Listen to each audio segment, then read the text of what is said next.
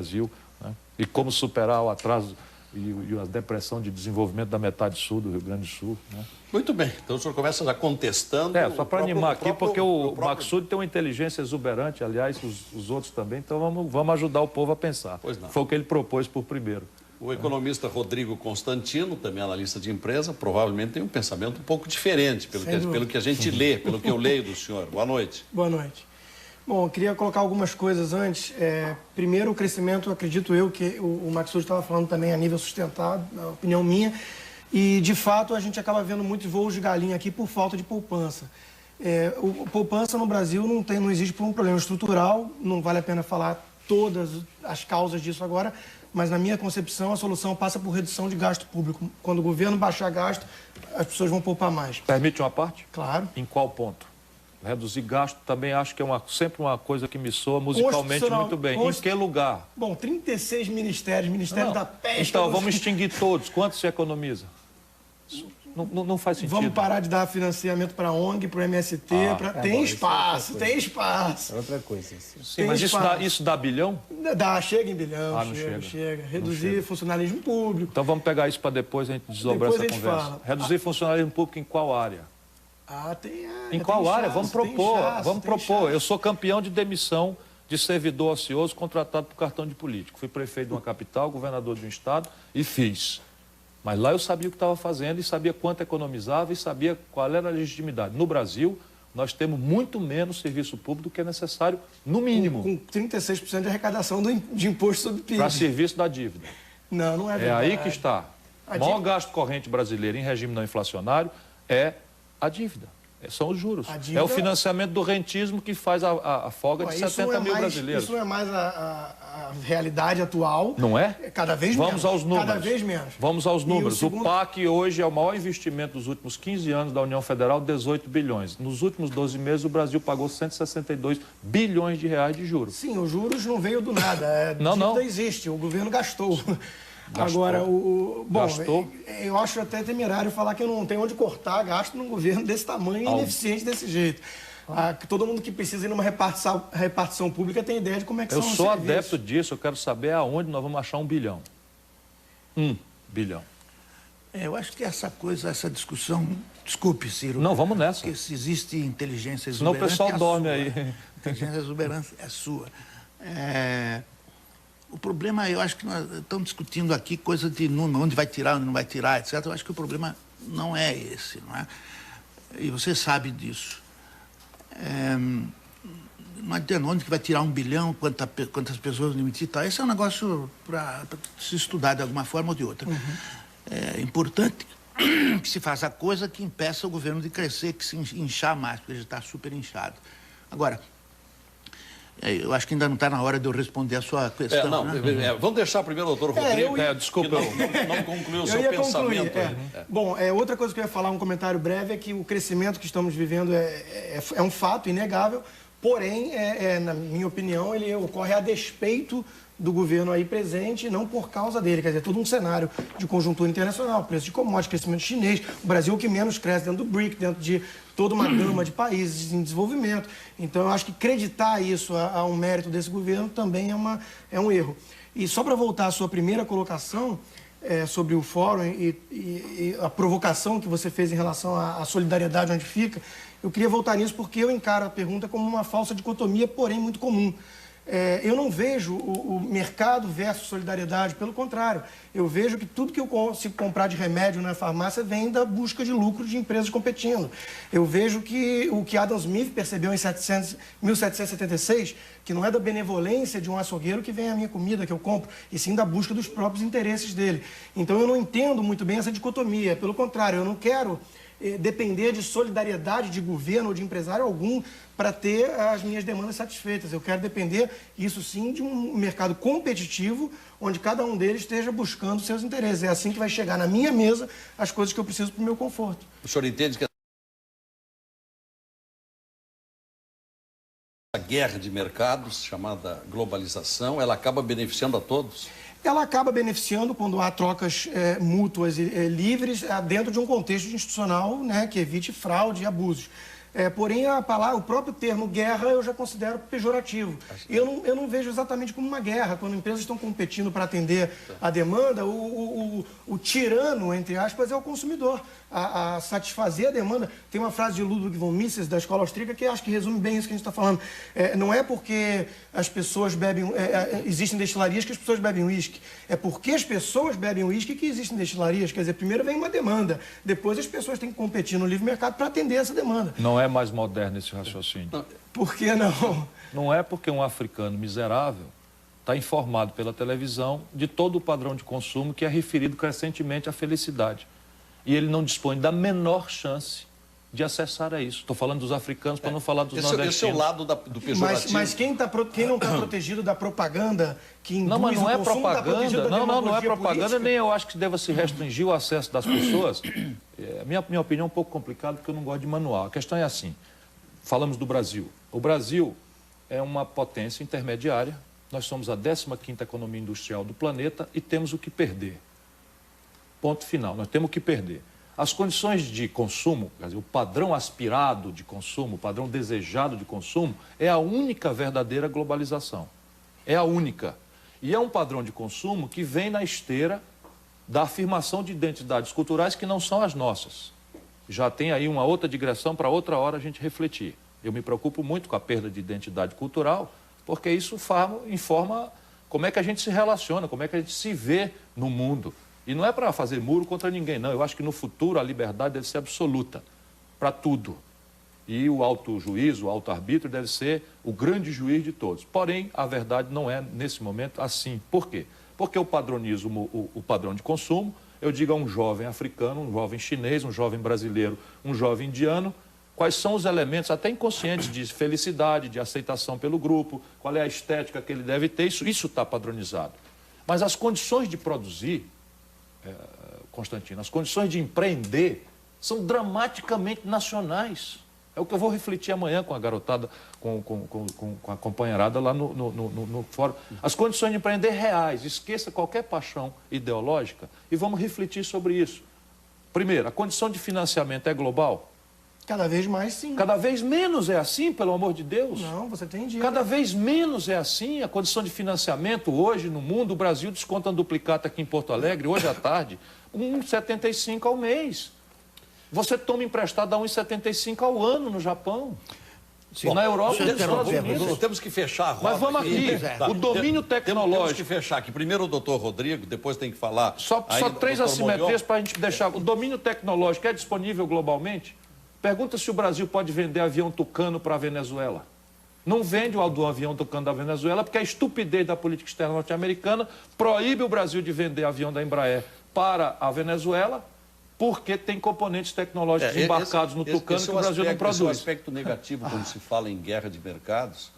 Por que o Jorge Gerdau tomou uma decisão de abrir uma usina de aços planos nos Estados Unidos e não em Ceará, em Fortaleza? Pelo contrário, brigou conosco no Ceará para não deixar a gente fazer uma lá. Porque os americanos introduziram uma distorção que é protecionista, porque são pouco competitivos em aços planos, estão administrando decisões de investimento mundiais para local a reconversão industrial siderúrgica. Que bom que o Ciro Gomes reconhece que o protecionismo é ruim. Não é ruim, não. É ruim. Depende. Os americanos pagam a conta, é um subsídio. É lobby do produtor. Não, mas eles estão financiando a reconversão industrial. Vamos entender o pensamento do doutor Rodrigo até o final, porque ele não conseguiu fechar ainda. Certo. Bom, o que acontece?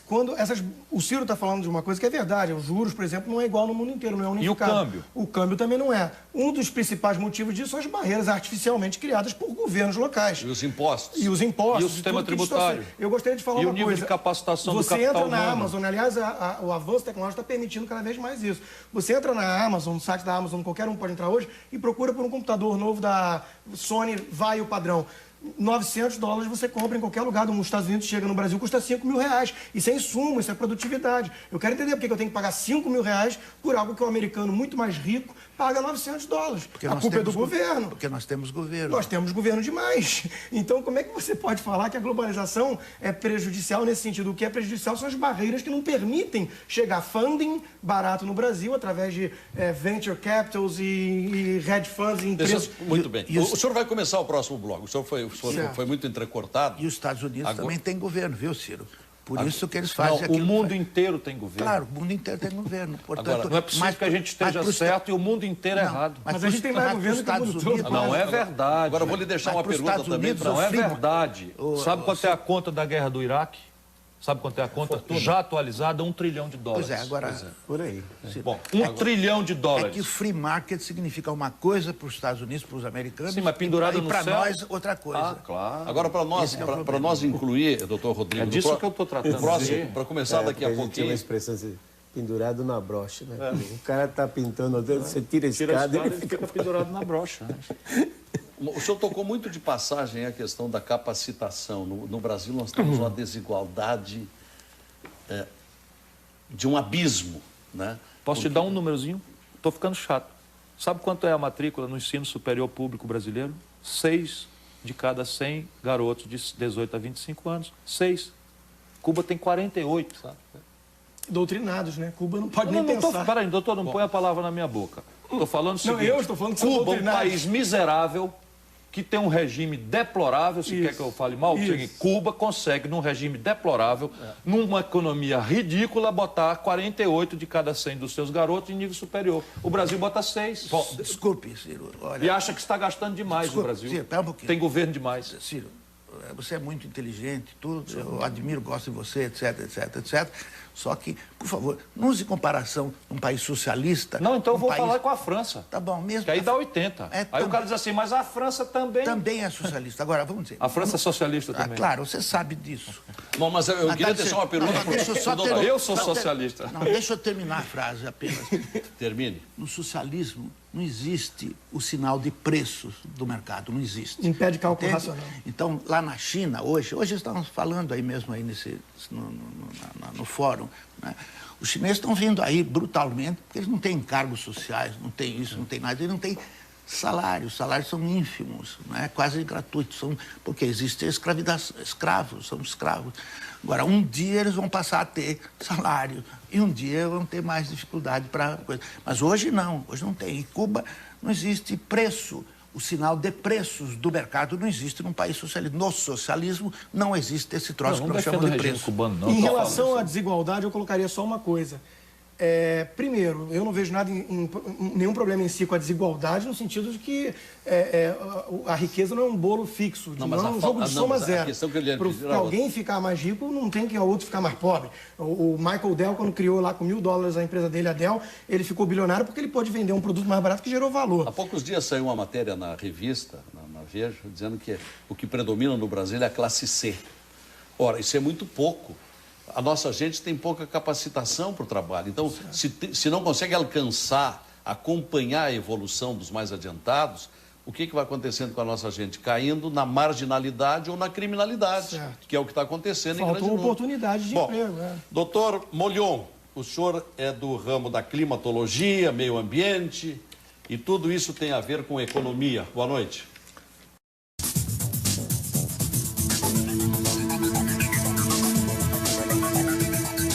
Nós estamos sentindo que, sob o título Mercado é o Mundo, se permite um seminário de dias e dias. E tudo será resumido amanhã no único dia. Então, imaginem trazer esse tema para 4 especialistas durante 1 hora e 5 minutos nesse programa. Nós vamos ficar aqui com manchetes, com pronunciamentos telegráficos, porque quase não dá para aprofundar. Mas, recomeçando com o doutor Rodrigo Constantino, que é economista, eu prometo que não interrompo. Vamos inserir um pouco mais o Brasil nesse grande debate. Bom, o Brasil está atrasado, está perdendo a guerra, como foi o termo que você usou, por vários motivos, né? O Brasil não abraçou ainda a globalização de fato. A gente vê Taiwan, Singapura, Hong Kong, vários países asiáticos, a Irlanda na Europa, vários países que abraçaram a globalização de forma a se tornar competitivo. No Brasil, como foi mostrado hoje em algumas palestras, quer dizer, abrir uma empresa é uma tarefa árdua, fechar é impossível. Tem que encarar de cara 40% quase de carga tributária, uma burocracia asfixiante. Quer dizer, tudo isso somado torna o empreendedorismo no Brasil uma coisa quase uma prática proibitiva. Então, dentro desse contexto, o funding não chega, os juros é alto porque falta poupança que gera oferta monetária para baixar os juros. Então, quando você junta todo esse cenário, empreender no Brasil, ainda mais tendo que competir com China, com tudo isso que está vindo aí, é uma tarefa muito complicada. né, qual é a solução para esse problema? A solução passa, inevitavelmente, por uma redução do aparato burocrático, por uma redução de carga tributária e por um esquema que permita um ambiente menos hostil. O senhor tem esperança de ver uma baixa na carga tributária? Não, esperança em curto prazo, não. Eu acho que a gente trabalha no campo das ideias para ver se um dia o país muda. Um dos requisitos fundamentais para estimular esse desenvolvimento ele é um devaneio. No curto prazo, concordo, mas aí que está. Felizmente, as forças que vêm de fora dos mercados são muito poderosas, né? A gente vê... Posso dar só uma informação? Não, é uma informação. Que a gente vai indo. Acabaram de revogar a CPMF. Que isso? Acabaram de revogar a CPMF, todas as providências restam institucionais... só 78 tributos. Não, tudo certo.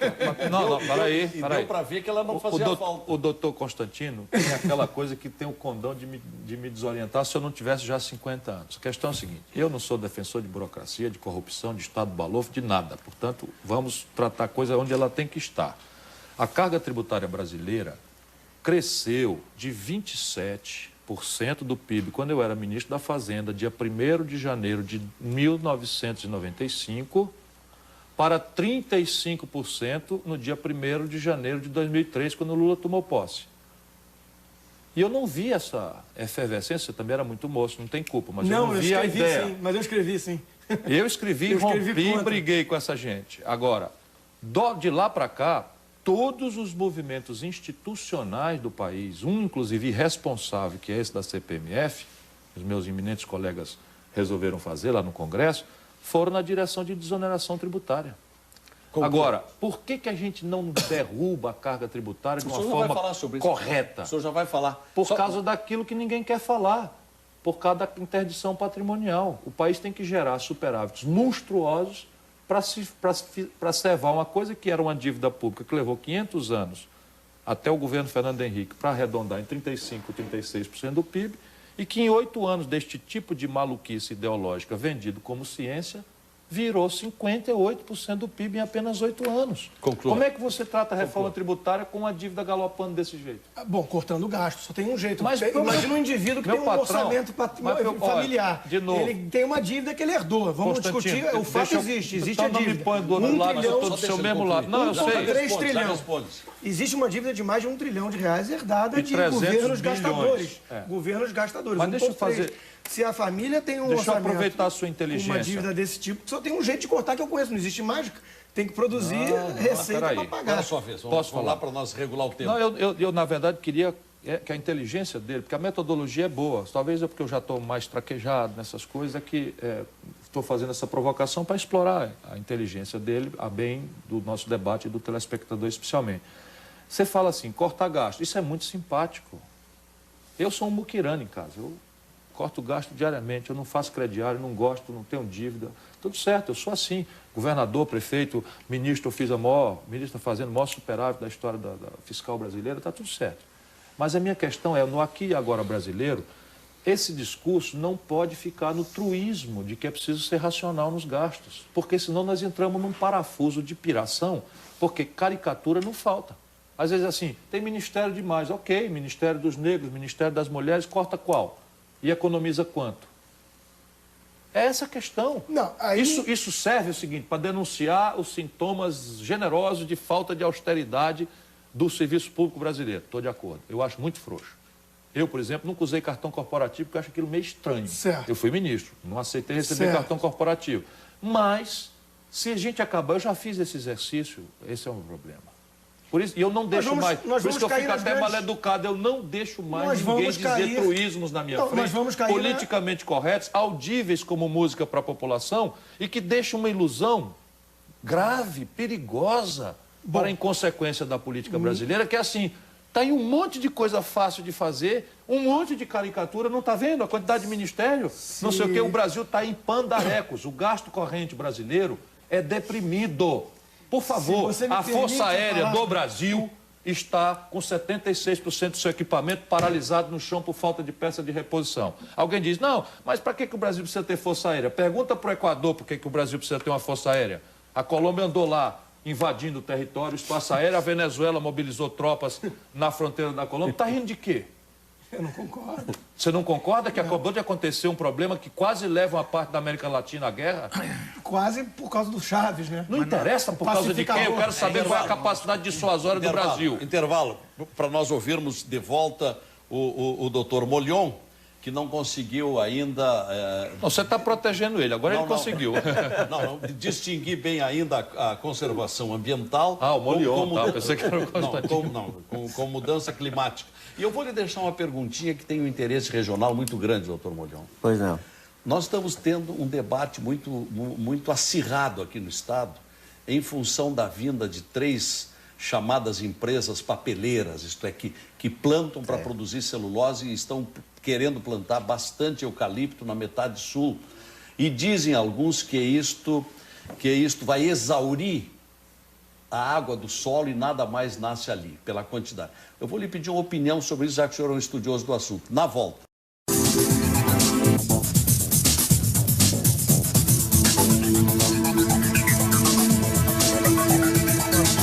O mercado é o mundo, nós transformamos em pergunta o que o Fórum da Liberdade torna como afirmativa.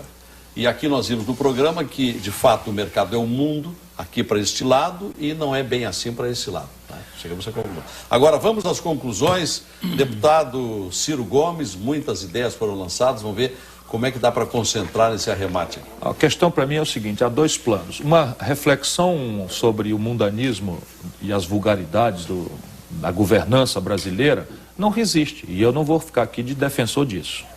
Nós estamos aqui num debate que pretende montar aí uma concepção de economia política. E eu não conheço, pode ter a maior diversidade institucional, fruto da variedade cultural da humanidade, não conheço nenhum experimento exitoso de desenvolvimento no planeta que não tenha por detrás de si alguns fenômenos. O Henri Maxud, como brilho de sempre, destacou: sólido nível interno de poupança. A única exceção é a Norte América, que tem poupança zero e se desenvolve assim mesmo desde o pós-guerra por uma atipia. Imprime o dólar, que é reserva de valor, que não se realiza lá, o que seria a maior hiperinflação do mundo. Segundo, sólida coordenação estratégica entre um Estado empoderado com um empreendedorismo ativo. Aí você diz, mas na América, todo o protagonismo norte-americano, passei um período estudando lá, é esse encontro entre o empreendedor individual e a coordenação estratégica do governo norte-americano. Por que a América é a locomotiva da tecnologia do mundo? Por causa da encomenda aeroespacial e militar feita a trilhões de dólares pelo governo americano. E por que o aço americano agora está passando um processo de reconversão? Porque o governo americano, desde o Reagan, que era ultraconservador na retórica, thatcherista, chamou lá uma reunião que eu conheço, as atas, em Camp David, e perguntou por que estamos perdendo a batalha para os japoneses. E dali saiu uma coordenação que mexeu com o horário de criança na escola para estudar matemática, até os padrões do motor de 4 cilindros dos Estados Unidos, para mudar um padrão. E o terceiro movimento é um sólido investimento em gente. Só há explicação possível na imensa diversidade institucional do planeta nesses 3 paradigmas. O Brasil está melhorando nos seus fundamentos de poupança, mas não é sustentável. Temos que consertar a previdência social e fundar entre nós um regime de poupança de longo prazo que se vincule ao investimento de longo prazo. Isto é uma tarefa praticável no Brasil, mas não é cortando gasto nem transformando o trabalho numa mercadoria sujeita à lei da oferta e da procura, porque gente não é bode para você fazer isso, na minha opinião. Segundo, reformar o sistema de tributos não significa dizer reduzir carga tributária, como irresponsavelmente se fez agora, e está aí o Rio de Janeiro com 55 mil casos de epidemia de dengue, 67 mortes, e os postos de saúde abrindo às 8 da manhã e fechando às 5 da tarde. E aí o juiz dá uma ordem para abrir de noite e diz, não tem um médico. E o cara diz que tem gasto corrente demais.